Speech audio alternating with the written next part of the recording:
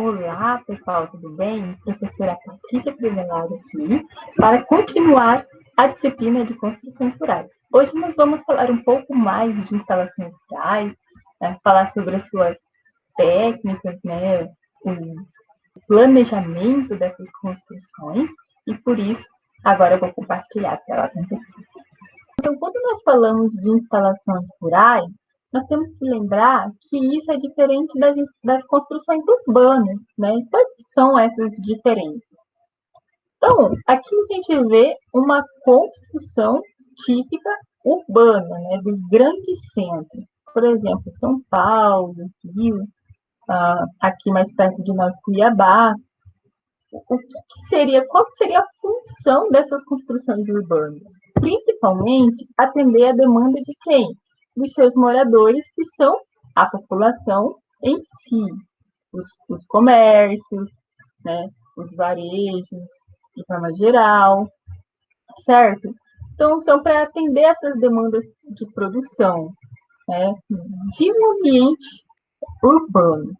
E quando nós falamos de um ambiente rural, essas construções rurais, ela tem a função de quê?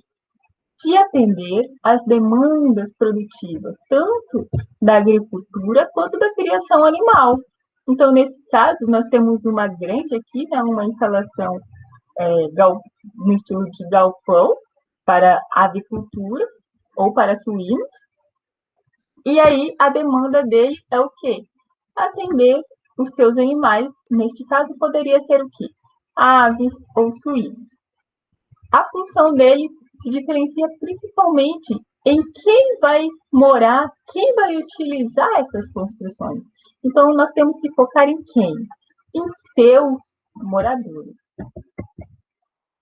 Por isso que, neste caso aqui, numa granja de aves, por exemplo, aqui as poedeiras, tem que ter uma observação quanto ao seu condicionamento, né, sua zona de conforto. Ter uma ventilação adequada, então por isso que aqui temos tantas cortinas, para quê? Para ser abertas quando tiver um momento de mais calor, permitir a troca dos gases, também uma ventilação. Aqui também temos alguns ventiladores para auxiliar nessa ventilação, né? Então aqui a ventilação, né, no sentido da largura, e aqui essa ventilação no sentido do comprimento. Nós temos também aqui o piso, né, que seria a cama, temos o comprimento desse galpão que é todo estudado, né, como que seriam os comedores e bebedouros, o teto, que aqui a gente não consegue ver muito bem, mas a gente percebe que tem um forro aqui por cima, a cor dessa cortina, então tudo isso é pensado, gente, é estudado, é testado para melhorar o condicionamento aqui e fazer com que os animais produzam o máximo possível, né? Não só para essas galinhas de corte, mas também as poedeiras, a luminosidade que vai ter nesse ambiente, que isso influencia na sua produtividade. Quantos andares eu posso ter aqui de poedeiras, né, para manter essas poedeiras produzindo diariamente. Os silos, que também é uma construção do meio rural, né? Depois que eu colho as minhas sementes, eu já vou levar direto para o meu intermediário, né? Direto para a trade ali, para o armazém, ou eu vou ter um próprio armazém meu aqui na minha fazenda, né? O que é mais vantajoso, o que me traz mais rentabilidade, mais lucro. Eu vou secar os meus grãos e armazenar em silos, né? Então, os silos são importantes para manter esses grãos aqui guardados por mais tempo, mantendo a sua qualidade, né? Porque nós não conseguimos melhorar a qualidade do grão depois de colhido. A qualidade é feita no campo, nós conseguimos manter. E quem permite manter, né? O jeito que será armazenado esses grãos. Então, um silo, né, que tem ali a aeração, que permite monitorar essa aeração, vai manter a qualidade desses grãos. Galpões de máquinas. Então, qual que vai ser a durabilidade da minha máquina? Depende de como eu armazeno ela também, de como eu trato, como eu faço a manutenção. Então, um galpão, né, adequado, arejado, que permite essa proteção contra chuvas, intempéries ambientais, que permite eu fazer uma correta manutenção, né? Tem aqui uma oficina, por exemplo, também faz parte das instalações rurais. Então, isso vai fazer com que a sua máquina tenha uma maior vida útil, né? Preservando o seu maquinário. O gado para confinamento. Então, aqui é um termo que a gente fala, né? Que é confinamento de bovinos, mas todos os animais aqui, por exemplo, estão em confinamento, certo? Então, aqui nesse caso, nós estudamos, né, o pessoal lá da engenharia, da construções rurais, por exemplo, ele estuda o formato desses currais para que o gado ele tenha um fluxo contínuo, sem quinas, né? Eles tenham ali um transporte adequado, que não se machuquem, o tamanho desses piquetes também, de uma forma a auxiliar tanto na produção animal, né, essas tecnologias para auxiliar na produção animal, para se obter uma maior produtividade, né, dos gados, do bovino em si, quanto para facilitar aqui a vida do produtor, né? A logística é muito importante dentro das instalações rurais, certo? Então, onde que vai ficar o curral? Onde que vai ficar os piquetes? Né? Onde que vai ficar o transporte desses animais? O coxo, onde eu coloco o meu coxo? Onde que eu coloco aqui, né, as minhas cisternas, as casas dos moradores? Tudo isso é pensado. Os galpões de suíno, aqui igualmente aos de aves, né, ele tem que ter uma ventilação adequada, tem que ter divisórias, os comedouros e bebedouros são planejados, são pensados, quantos suínos por baia eu posso ter. Então, tem que se pensar em tudo, e as construções rurais vêm melhorando a cada dia, a cada ano, para ajustar e manter essa produtividade ou aumentar, né, essa produtividade aqui dos animais, da produção e criação desses animais. E também de plantas. Então, a agricultura ela tem melhorado a cada dia a sua produtividade, e isso também está relacionado com construções rurais. Então, as estufas, né? Como que elas são projetadas, né? A orientação delas, o entorno, né? Como que eu vou colocar aqui os meus canteiros, como que eu vou plantar as minhas mudas de forma a melhorar a ergonometria aqui para o produtor rural. Então, tudo isso também é planejado. O comprimento, né, dessa estufa, como que vai ser realizado, como que vai ser a incidência do sol, com que material eu vou fazer essa estufa, dependendo do ambiente. Tudo isso está envolvido em instalações rurais. Então, pessoal, aqui só para vocês entenderem um pouco mais, lá em 1860 começaram a ser comercializadas as aves, né? Principalmente para carne. Principalmente no Brasil, começou a vir uma demanda muito grande de carne, porque imigrantes estavam chegando, né?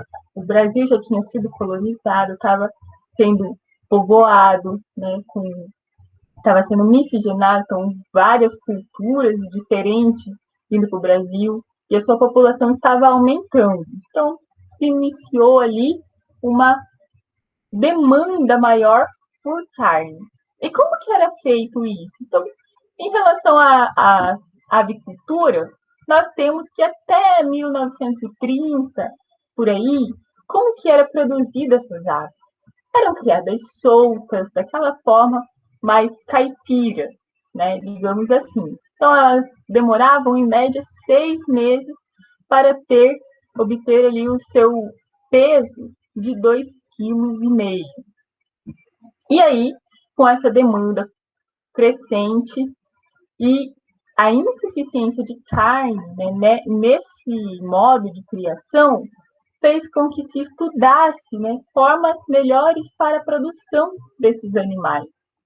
E aí começou a confinar esses animais em um ambiente e estudar de forma que eles produzissem mais e melhor, né?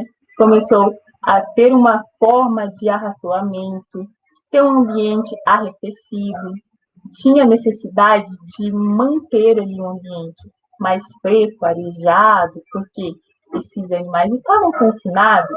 Imagina aquela temperatura muito alta, então se aumentar muito a temperatura de frangos, por exemplo, eles podem morrer ali um dia, 2 dias, dependendo da temperatura, né? Vocês vão ver melhor isso em zootecnia.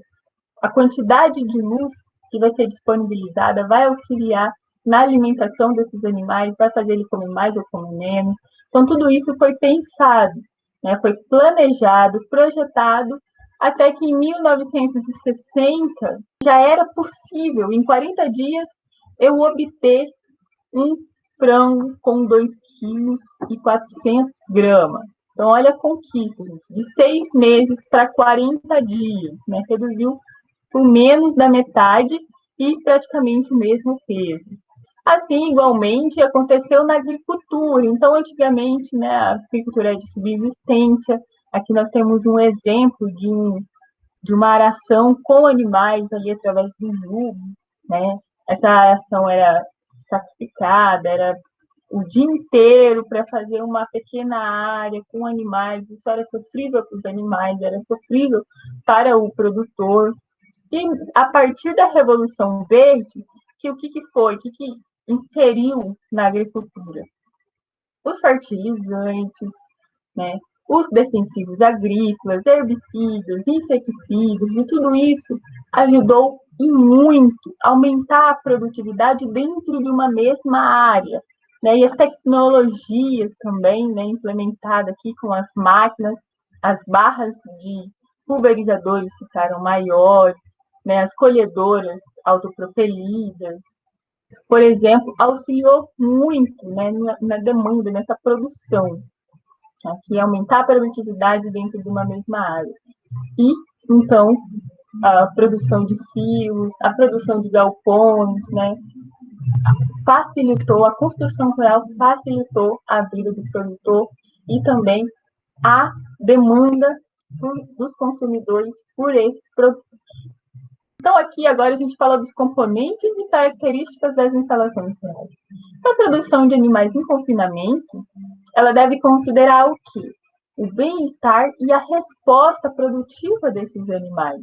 Né? O ambiente interno, então se tem ali uma temperatura adequada para esses animais, né? O térmico, o aéreo, então se não tem poeira, por exemplo, né? Se não tem nada que vá transmitir alguma doença para esses animais, né?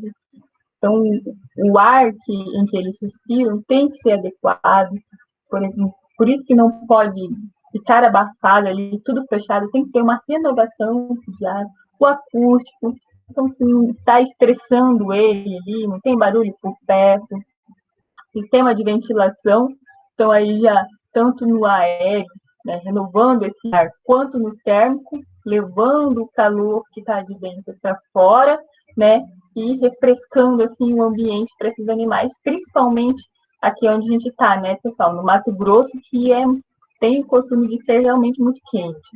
Em certas épocas do ano ainda pior, né? Então, impedir a influência do meio ambiente externo, dar uma condição melhor para esses animais que estão confinados. E para que ocorra a otimização das construções rurais, evitando complicações na implantação de estruturas ou reforma de obras já existentes, como a gente já viu lá no exercício anterior, se a gente ia reformar ou construir uma nova obra, né? É possível dividir as construções rurais em 3 fases. A primeira é a fase preliminar, que consiste nos trabalhos iniciais que precedem a construção. É nesse momento que se define a finalidade que determinada obra vai atender. Eu vou fazer o quê? Criar suínos, bovinos? Vou fazer uma avicultura? escolhe-se o local de implantação, organiza-se o canteiro de obras, realiza-se sondagens do solo e de subsolo, execução de terraplanagem, se precisar ou não, e elabora-se o projeto e o orçamento da obra. Então, esse projeto, um pouco mais do orçamento, a gente vai deixar lá para a última atividade, certo? Mas aqui vocês precisam pensar no que precisa, né? Durante o meu planejamento, o que eu preciso levar em consideração. Fase de execução. Nesse momento são estabelecidas as fundações, alicerces e baldrames. Esses alicerces e baldrames fazem parte, né, das fundações que a gente já estudou. São produzidas também as obras de concreto armado e concreto simples. Levantam-se as paredes, instalam-se as coberturas e telhados e são produzidos os pisos. E na fase de acabamento, nessa fase as obras podem diferenciar-se bastante de acordo com o tipo de acabamento escolhido. Então, serão assentados os pisos, cerâmicas, azulejos, quando for necessário. E também serão realizadas instalações hidrossanitárias e elétricas. Nesse sentido, nós precisamos pensar aqui nos aspectos principais para a realização das instalações rurais. Então, fazer o meu planejamento de forma econômica, de forma adequada e mesmo assim que represente o melhor custo-benefício para o produtor. Fazer uma boa escolha do meu terreno.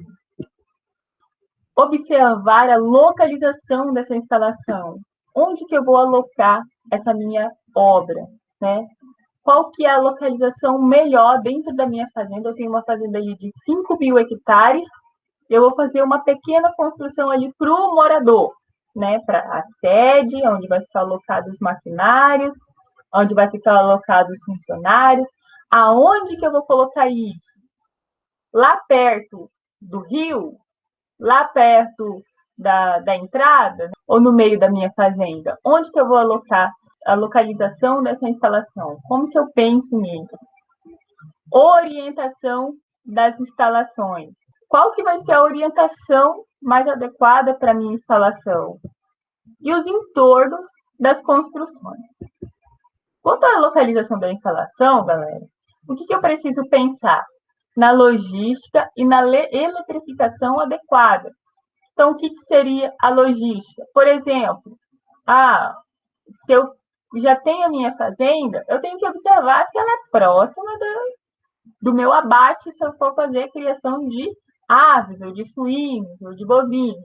Então, ela é próxima à minha unidade de abate. Se for para uma fazenda de produção de soja milho, se eu vou utilizar toda a minha área ali, 5.000 hectares, vou utilizar tudo para produção, então eu vou localizar minhas construções no meio, porque daí a distância para cada talhão vai ser praticamente a mesma, certo? Então, toda vez que eu tiver que abastecer e voltar, por exemplo, eu vou ter um custo menor, porque eu não vou precisar ir lá no início com a minha máquina, depois voltar para vir. Então, tem que pensar nessas coisas também, né, galera? Eletrificação. E aí, a eletrificação, toda fazenda tem que ter mesmo, né? Mas como é que eu vou conseguir isso? Eu vou puxar da rede de energia? Eu vou ter um gerador? Eu vou trazer a energia de um rodão, né? Seria ali da roda d'água. Então, exemplos aí do que eu preciso pensar para fazer a minha instalação. Orientação. A gente já comentou sobre isso, então, as instalações para animais precisam de ser o quê? Leste-oeste, porque o sol vai passar aqui, ó, na cumeira do meu telhado, certo? E vai minimizar a incidência solar aqui, ó, nas laterais. E isso vai dar um condicionamento térmico bem melhor, vai dar um conforto melhor para os meus animais, principalmente nos trópicos, né? Ali na linha do Equador e nos trópicos. A incidência de ventos, então aqui os quebra-ventos, né? Onde que eu vou colocar aqui as minhas árvores, por exemplo? Quando eu vou colocar aqui a construção das casas dos moradores, né? Do funcionário, a sede, eu já posso considerar algumas outras coisas. Por exemplo, o quarto, ele pode pegar o sol da manhã, né? Então, eu posso colocar aqui, no caso, o quarto virado para o lado leste, né? E a cozinha, eu posso colocar cozinha, área, eu posso colocar para o lado oeste, certo? Então, quando se tem um sol da manhã no quarto, isso até auxilia, né? É como se fosse um estímulo para os funcionários acordarem. O sol pela manhã no quarto faz bem e estimula o trabalhador, não só o trabalhador, mas todos nós aqui, a levantar, né, de uma maneira melhor, mais confortável. E o entorno das construções? O plantio de árvore não frutífera é recomendado nas faces norte e oeste da instalação. Por quê? Para manter aquele sombreamento e redução do calor absorvido pela instalação. Então, aqui, como mostra o exemplo, né, essas árvores de maior porte vai formar aqui, a sua copa vai formar uma projeção sobre a minha instalação e o sombreamento, melhorando o conforto térmico dentro desses galpões. Recomenda-se o plantio de grama ao redor do galpão e também o de quebra-vento. E aqui está mostrando, pessoal, a diferença entre um complexo florestal e fileiras, uma ou duas fileiras aqui, de árvores para o quebra-vento. Então, o que seria que estaria mostrando aqui para vocês? Então, o vento vem e bate aqui. Se eu tenho um complexo florestal, o vento vai bater aqui, vai subir, depois vai cair bruscamente e vai continuar sua velocidade. Isso seria melhor recomendado, né? O quebra-vento é melhor recomendado quando ele é uma fileira menor, né? De uma fileira de árvores, imagino que um do lado da outra, tá bom, gente? Então, aqui seria um monte de árvore uma do lado da outra. Aqui seria uma fileira só para formar o quebra-vento. Qual que é a vantagem disso? O vento vai bater aqui, ó, só que como aqui atrás não tem nada impedindo, vai bater e aí vai passar por cima e vai diminuir a sua velocidade, não vai ter essa volta brusca aqui do vento. Então, tudo que tiver aqui nessa região, ó, vai estar protegido dos ventos.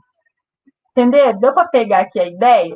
Então, por isso que quando vocês vê uma sede que toda em volta lá tem uma fileira de eucalipto, é a forma correta de se utilizar, né, os eucaliptos, nesse caso, como quebra-vento. Porque tudo que tiver ali ao lado, né, na parte de dentro dessas fileiras, vai estar protegido pelo vento. Beleza, galera? Então, aqui a velocidade do vento vai ser bem menor. E aqui mostrando, né, árvores geralmente não frutíferas. Por quê? Imagina aqui se for uma construção, uma granja de aves. E aqui eu tenho árvores frutíferas. Imagina a incidência, o quanto de pássaros silvestres, né, de animais silvestres que estarão aqui nessa árvore por causa da fruta, porque estão com fome. E aí a quantidade de ninho aumentando aqui a proliferação e a possibilidade de levar uma doença para essa minha granja. Então, mesmo que ainda que não seja frutífera a minha árvore, ainda tenha incidência desses animais silvestres, a quantidade é bem menor. E também, essa árvore aqui, ó, a projeção de sombra, de condicionamento térmico vai ser bem melhor, bem maior, certo? Então, que no caso se fosse inverno, se fosse um ambiente que tivesse inverno aqui, que tivesse neve. Então, o ideal é que fosse árvores caducifólias. Por quê? Porque no inverno, na parte mais fria do ano, as árvores perderiam as suas folhas e aí poderiam cobrir, né, o telhado, né, os entornos aqui, mantendo uma temperatura mais agradável. E no verão, então, essas folhas aqui auxiliariam no quebra-vento também, além de fornecer um sombreamento sobre o meu galpão. Beleza, pessoal? Estão entendendo tudo certinho? Aqui eu já falei para vocês, mas só para relembrar, porque a gente está falando aqui do entorno ainda das minhas construções. A pavimentação do entorno pode ser feita com cascalho e pedra naturais, ou seja, as britas de tamanho 3 e 4. Caso o produtor tenha interesse, pode utilizar uma camada de piche, onde vai ter passagens de veículo, ou de solo cimento, que é de menor custo, que é uma mistura feita de quê? De cimento, solo e água. Ao redor das construções rurais, são construídas calçadas para passagem de pedestre e para auxiliar na impermeabilização, evitando a umidade do solo entre o contato com as paredes. E aqui, para vocês pensarem um pouco mais de tudo que a gente já falou aqui até agora. Então, uma unidade produtora de frangos de corte deseja estabelecer um programa para a criação de uma série de granjas de produção de frango em parceria com produtores agrícolas. Então, eu tenho aqui uma granja, um frigorífico, que quer produtores agrícolas para fazer parceria. Para a escolha das áreas de implantação das granjas, a empresa decidiu preparar um material de divulgação que facilitasse a busca por esses produtores. Podem ser enfatizadas 3 exigências básicas para que o produtor possa participar do projeto. Então, como é que eu vou escolher os meus produtores, né? Os meus futuros clientes e parceiros? Tem água disponível na fazenda dele? Aqui eu coloquei um riacho, mas não só por riacho, né? Tem um poço artesiano, uma cisterna.